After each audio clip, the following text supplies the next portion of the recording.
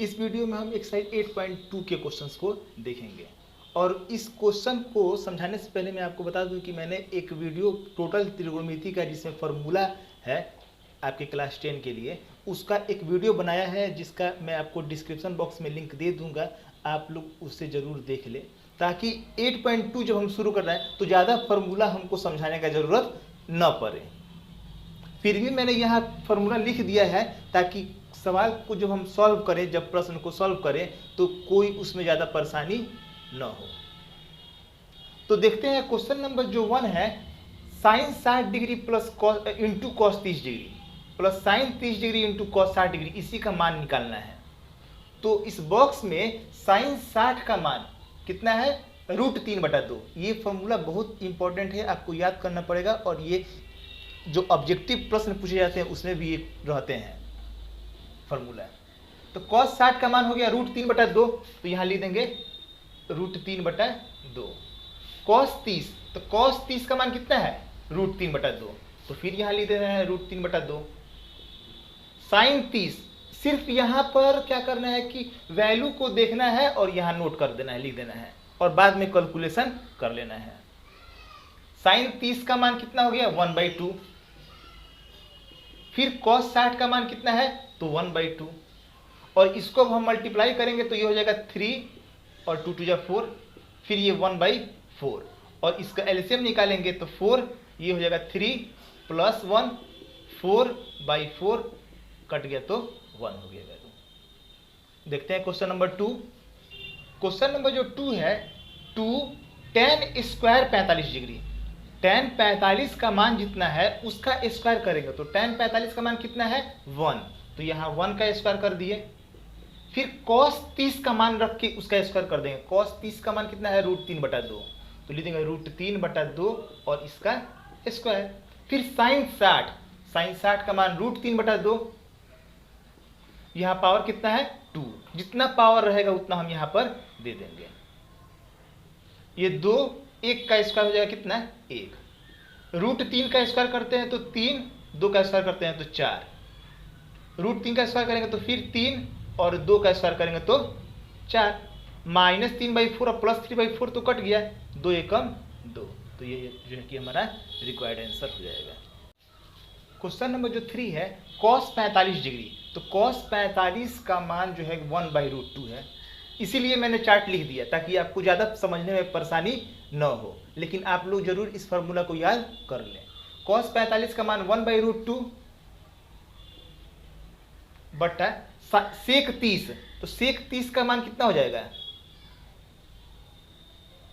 sec 30 का मान हो जाएगा 2/√3, यहाँ लिख देंगे 2/√3। फिर cosec 30, तो cosec 30 का मान हो जाएगा 2, तो यहाँ पर हम लिख रहे हैं 2। अब क्या करेंगे कि इसको कैलकुलेशन करने के लिए ऊपर वाला जो टर्म है वैसे ही रख देंगे इसको 1/√2 को, और जो नीचे है इसके नीचे कुछ नहीं तो 1 है, एलसीएम निकालेंगे तो हो जाएगा √3, और फिर ये हो जाएगा 2 और 1 से जब भाग करेंगे √3 में तो √3 और मल्टीप्लाई करेंगे तो 2√3। और फिर क्या करते हैं कि इसको ना, ये शुरू वाला जो टर्म है 1/√2 वैसे ही रहने देते हैं और इसको पलट देंगे। जो नीचे वाला रहता है वो ऊपर चला जाता है और ये ऊपर वाला नीचे आ जाएगा, 2 + 2√3।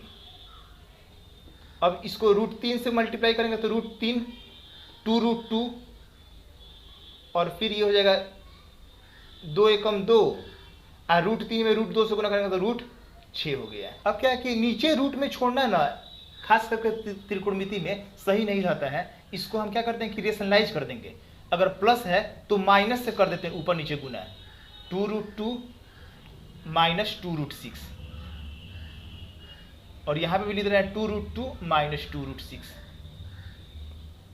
अब जब ये मल्टीप्लाई होगा तो ये हो जाएगा 2 और 3 दूना 6, रूट में गुना हो गया।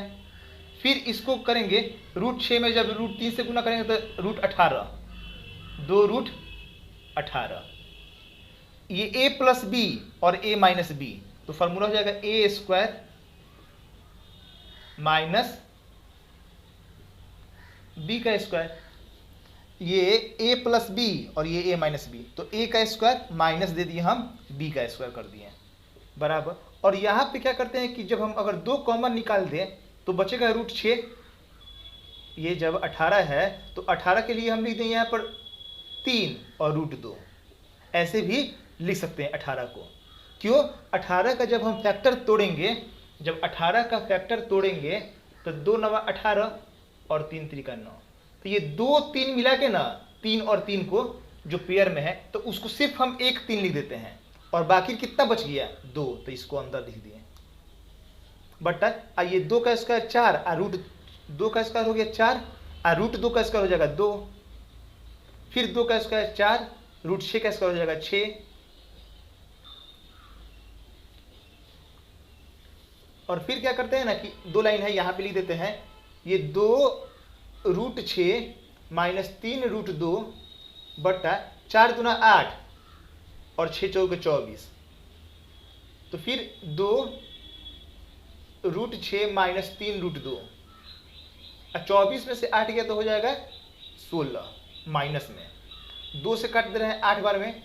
चूंकि यहाँ माइनस शुरू में माइनस है तो इस माइनस से जब हम मल्टीप्लाई करेंगे ना तो ये माइनस जो है वो प्लस में हो जाएगा, और जो प्लस में था वो हो जाएगा माइनस में रूट 6, और सिर्फ नीचे क्या दे देंगे 8, माइनस नहीं दिए क्योंकि माइनस से हम क्या कर दिए ऊपर मल्टीप्लाई कर दिए, और ये जो है कि हमारा रिक्वायर्ड आंसर होगा। जो क्वेश्चन नंबर 4 है इसमें भी वैल्यू पुट करेंगे, बहुत ही आसान है इस तरह का क्वेश्चन। सिर्फ आपको ये जो टेबल दिया हुआ है ना बहुत ही मस्ट है, इसको आप जरूर याद कर लीजिएगा। साइन 30, तो साइन 30 का मान है 1/2,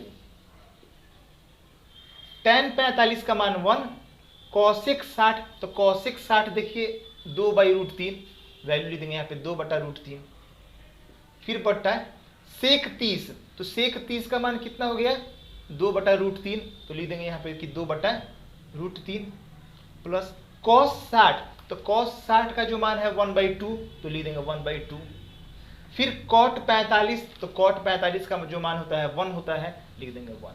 अब इसी को सिर्फ क्या करना है सॉल्व करके वैल्यू फाइंड करना है हमको।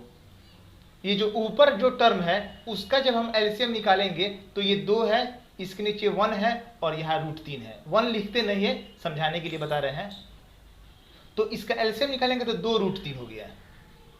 अब 2 से जब हम भाग करेंगे तो 2 और 2 कट जाएगा तो सिर्फ बचेगा √3, √3 एकम √3, और यहाँ हो जाएगा कितना, जब इसके नीचे 1 है तो 1 से जब हम 2√3 में डिवाइड करेंगे तो 2√3, और फिर जो भाग करने पर जो टर्म मिलता है उसको हम ऊपर जो है कि मल्टीप्लाई कर देते हैं, तो 2√3 माइनस √3 से जब हम इसमें भाग करेंगे तो √3 और √3 कट गया, बच गया सिर्फ 2 और 2 दूना 4। फिर ये एक इसके नीचे वाला जो हर के रूप में है उसको हम निकालते हैं, तो 2√3 और ये हो जाएगा सिर्फ यहाँ पर 2 दूना 4, और यहाँ हो जाएगा √3 और यहाँ हो जाएगा प्लस में 2√3। सॉल्व करें तो ये जो है ना कि 2√3 और ये नीचे वाला टर्म ये दोनों कट जाएगा, तो सिर्फ ऊपर 2 और 1 3√3 माइनस 4, और यहाँ बचेगा 4 और 2 और 1 3√3 प्लस में हो जाएगा 4। अब चूंकि नीचे रूट में नहीं छोड़ते हैं आंसर तो इसको हम मल्टीप्लाई कर देंगे, यहाँ पर प्लस में है तो माइनस कर देंगे, 3√3 माइनस 4, 3√3 माइनस 4।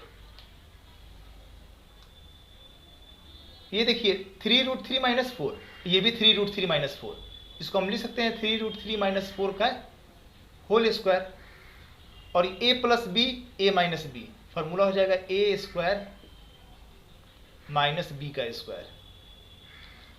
फिर क्या करते हैं कि a माइनस बी का जो होल स्क्वायर होता है a स्क्वायर माइनस 2ab और प्लस b का स्क्वायर। दोनों फॉर्मूला लिखा जाता है, या तो a square plus B square minus 2ab लिखिए, या फिर a square minus 2ab plus B square. और ये 3 का स्क्वायर हो जाएगा 9 और √3 का स्क्वायर हो जाएगा 3 और 4 का स्क्वायर हो गया 16। फिर 3 का स्क्वायर 9 और √3 का स्क्वायर 3, तो 9 3 का 27, 4 दूना 8 3 का 24 √3, और ये 4 का स्क्वायर 16, ये 9 3 का 27 माइनस 16 27 और प्लस 16 जो है ये कितना हो जाएगा, 7 6 13 के 3 हाथ में 1 6 2 1 3 1 4 43 माइनस 24√3 बटा 27 में से 16 गया तो हो जाएगा 11। तो यही रिक्वायर्ड आंसर हुआ। ये क्वेश्चन नंबर फर्स्ट का लास्ट क्वेश्चन नंबर 5वां है और इसमें ध्यान दीजिएगा, यहाँ पर ये बहुत ही इंपॉर्टेंट क्वेश्चन भी है। 5 cos स्क्वायर 60, तो cos 60 का मान कितना है 1/2, तो लिख देंगे यहाँ 1/2 का स्क्वायर। फिर 4 sec 30, तो sec 30 का मान 2/√3 और उसका स्क्वायर दे देंगे। और माइनस tan 45, तो tan 45 का मान 1, तो यहां लिख देंगे 1 और उसका स्क्वायर। sin 30 का मान कितना 1/2 और फिर cos 30, तो cos 30 का मान कितना है √3/2, यहां लिख देंगे √3/2 और फिर उसका भी स्क्वायर। जो ये मतलब कि क्वेश्चन था और फर्स्ट स्टेप में हम क्या किए, सब सिंबल वैसे ही, सिर्फ हम वैल्यू को क्या किए पुट कर दिए, जिस पर स्क्वायर था उसको स्क्वायर दे दिए।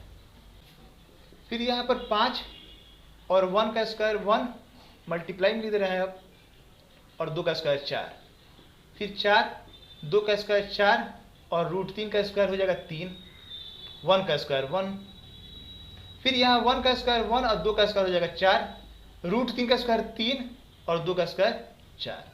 अब क्या करते हैं कि इसको जब हम मल्टीप्लाई करेंगे तो 5 से कम 5/4, 4 चौका 16/3 और -1, ये जो है वैसे ही रहने देते हैं, बाद में एलसीएम निकालते हैं इसका।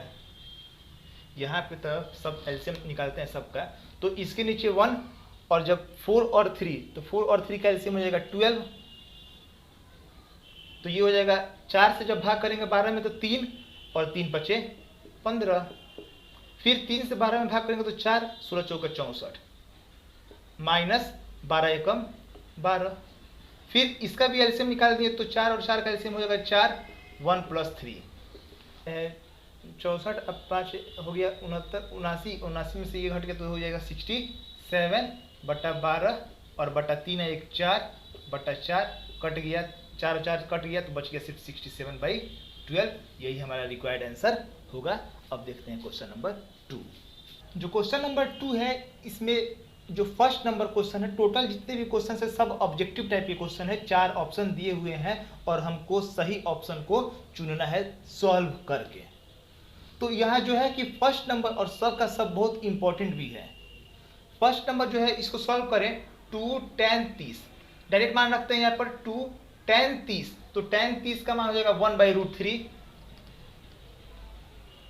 और फिर 1 और फिर tan 30 है तो 1/√3 और स्क्वायर है तो स्क्वायर दे देंगे, तो ये 2/√3 हो जाएगा और 1 का स्क्वायर 1, √3 का स्क्वायर 3, तो ये 2/√3, इसका 3 एकम 3 और 1 4/3, डायरेक्ट भी सॉल्व किया जाता है।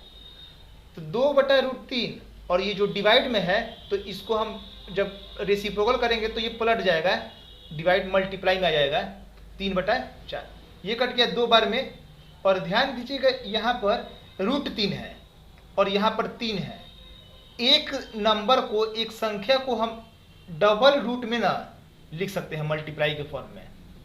अगर यहाँ 3 है तो 3 को हम लिख सकते हैं √3 × √3, 5 है तो उसको √5 × √5, 7 है तो √7 × √7 लिखा जा सकता है। और नीचे कितना है √3 × 2, √3 से √3 कट गया, सिर्फ बच गया √3/2। √3/2 किसका मान होता है, तो √3/2 देखिए यहाँ एक मान है और एक यहाँ है, या तो sin 60 का मान या फिर cos 30 का मान। तो sin 60 का मान दिया है, 30 तो दिया नहीं है, cos 30, तो sin 60 यानी कि राइट ऑप्शन क्या हो जाएगा A, sin 60 डिग्री। यही रिक्वायर्ड आंसर होगा।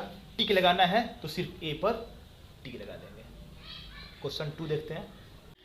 जो सेकंड नंबर क्वेश्चन है 1 - tan² 45, 1 - tan² 45, tan 45 का मान होता है 1, तो इसका स्क्वायर है। फिर यहाँ पर 1 और tan 45 का मान फिर 1 का स्क्वायर प्लस में 1 - 1 और 1 का स्क्वायर 1, तो 1 में से 1 गया तो 0 1 and 1 2, यानी कि वैल्यू हो गया 0। तो राइट ऑप्शन डी। जो क्वेश्चन नंबर 3 है, कह रहा है कि साइन 2a और 2 साइन a कब ये दोनों आपस में बराबर होगा। a का मान हम कितना रख दें कि ये वैल्यू जो है कि वह बराबर होगा। जैसे अगर 30 रखते हैं तो एक की जगह पर 30 रखने पर ये 30 दूना 60 मल्टीप्लाई हो जाएगा, और फिर साइन 60 का मान हमको रखना पड़ेगा √3/2, और फिर यहाँ पर भी 30 रखेंगे तो वैल्यू कुछ और ही आ जाएगा। हम कोई भी वैल्यू रखें दोनों आपस में बराबर नहीं होगा, लेकिन अगर 0 रखते हैं तो 2 × 0 का वैल्यू 0, साइन 0 का मान 0, और फिर एक जगह पर 0 रखते हैं तो साइन 0 का मान 0 हो जाएगा, और 2 से मल्टीप्लाई करेंगे तो फिर 0 हो जाएगा। तो इसलिए हम कह सकते हैं कि राइट ऑप्शन जो है कि वह ए है। ध्यान दीजिएगा कि साइन 2a, इसका मतलब हुआ कि साइन 2 और एक जगह पे कितना रखे हैं 0, तो 2 में 0 से मल्टीप्लाई करेंगे तो 0, साइन 0 का मान कितना हो जाएगा 0। फिर वैसे ही यहाँ पर अगर रखते हैं साइन एक जगह पर 0 तो 0 होगा वैल्यू, और 0 में 2 से मल्टीप्लाई करेंगे तो उसका ही वैल्यू आ जाएगा 0। तो राइट ऑप्शन जो है कि वह 0 होगा। जो क्वेश्चन नंबर 4 है इसको सॉल्व करते हैं। तो 2 tan 30, तो tan 30 का मान कितना है 1/√3, तो लिख देंगे यहाँ पर 1/√3। फिर 1 माइनस tan 30 का मान 1/√3, और इसका स्क्वायर है तो स्क्वायर दे देंगे, ये 2 एकम 2/√3 हो जाएगा। फिर बटा यहाँ पर 1 और 1 का स्क्वायर 1, √3 का स्क्वायर 3। ये फर्स्ट नंबर जैसा ही है, बस सिंबल बदल दिया है। 2/√3 गुने, यहाँ पर पहले इसको सॉल्व कर दे एक लाइन, 3 एकम 3 में से 1 गया तो 2/3, तो ये हो जाएगा 2/√3, और गुने जब इसको हम पलट देंगे तो 3 और ये 2 से 2 कट गया, तो 3 को हम ले सकते हैं √3 गुने √3, अभी बताएं, और ये √3। तो जो √3 बचा है वह √3 किसका वैल्यू होता है। √3 देखते हैं तो √3 एक यहाँ पे आ रहा है और एक जो है √3 यहाँ पे आ रहा है, या तो tan 60 का मान या फिर cot 30 का मान। तो tan 60 दिया है, cot 30 तो दिया नहीं है, तो tan 60 का मान ये ले देंगे tan 60 डिग्री, यानी कि राइट ऑप्शन सी। जो क्वेश्चन नंबर 3 है इसका first number tan a + b = √3 दिया है, और फिर tan a - b बराबर दिया है 1/√3। यहाँ कह रहा है कि a + b जो है वह 0 से बड़ा है और 90 डिग्री के बराबर भी हो सकता है या फिर उससे छोटा भी हो सकता है। ये कंडीशन दिया है और a दिया है b से बड़ा है। तो अगर यहाँ पर जो ये वैल्यू दिया है tan a + b = √3, tan a + b = √3, तो यहाँ पर जब tan है आगे ना, तो √3 का मान tan में ही, tan है तो tan में, साइन रहता तो साइन में, कॉस रहता तो कॉस में, वैल्यू देखते हैं कि कितना का वैल्यू होता है √3। तो tan में कितना का वैल्यू होता है √3, 60 का मान होता है। यहाँ लिख देंगे tan 60। tan और tan को काट के नहीं हटाते हैं, ये सिर्फ इसको हम हटा देते हैं, दिखाते नहीं है उसको काटते हुए, बस लिख देंगे a + b = 60 डिग्री। और फिर एक और जो इक्वेशन बनेगा इससे लिख देंगे, और tan a - b = 1/√3। तो tan a - b और 1/√3, tan में कितना का मान होता है 30 का, तो यहाँ लिख देंगे tan 30। फिर tan और tan हट गया तो हो जाएगा a - b = 30 डिग्री। ये हो गया इक्वेशन 2। अब 1 और 2 दोनों को सॉल्व करके हम a और b के वैल्यू को फाइंड करेंगे। लिख देंगे यहाँ पर कि a + b = 60, a - b = 30, plus b और माइनस b कट गया, a और a 2a, 60 और 30 90, तो a का मान कितना हो जाएगा, 2 से जब हम भाग करेंगे तो 45 डिग्री आ गया। फिर लिख देंगे कि a का मान जब 45 डिग्री आ गया, a का मान समीकरण जो आसान है प्लस में है उसमें रख देते हैं। तो समीकरण 1 में रखने पर, तो समीकरण 1 जो है a + b, तो a की जगह पर हम रख देंगे 45 + b = 60। तो b का मान हो जाएगा 60 माइनस 45 यानी कि 15। इसलिए a बराबर 45 डिग्री और b का मान जो होगा वह 15 डिग्री, यही आंसर हो जाएगा। अब इस एक्सरसाइज का जो लास्ट क्वेश्चन सत्य और असत्य है उसको देखते हैं। जो क्वेश्चन नंबर 4 है इसमें टोटल 5 क्वेश्चन है और ये सत्य असत्य बताना है कि कौन सा जो नंबर है वह सत्य है और कौन असत्य है। तो देखते हैं फर्स्ट नंबर में कि साइन a प्लस बी, और यहाँ साइन a प्लस बी दिया है ऐसे। तो इसका कहने का मतलब है कि साइन में a से मल्टीप्लाई कर दिया गया, साइन में b से मल्टीप्लाई कर दिया गया। मैंने आपको पहले के वीडियो में भी बताया है कि ये जो साइन a लिखने का मतलब ये नहीं हुआ कि साइन का a के साथ मल्टीप्लाई हो रहा है, जिसके कारण ये जो है कि जो स्टेटमेंट लिखा हुआ है वह असत्य हो जाएगा। ये बात जो है कि वह सत्य नहीं है। इसका कुछ अलग फार्मूला होता है जिसको आप 11-12 में जाइएगा तो समझिएगा, इसमें ये फार्मूला मिलेगा आपको।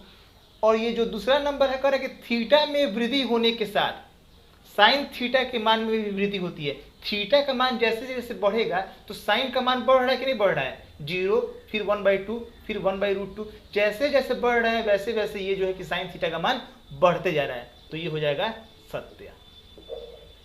फिर वैसे ही कह रहा है कि थीटा में वृद्धि होने के साथ कॉस थीटा के मान में भी वृद्धि होती है।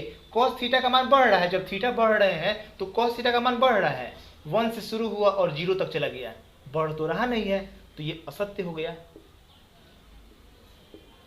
थीटा के सभी मानों पर साइन थीटा और कॉस थीटा हर जगह बराबर है क्या?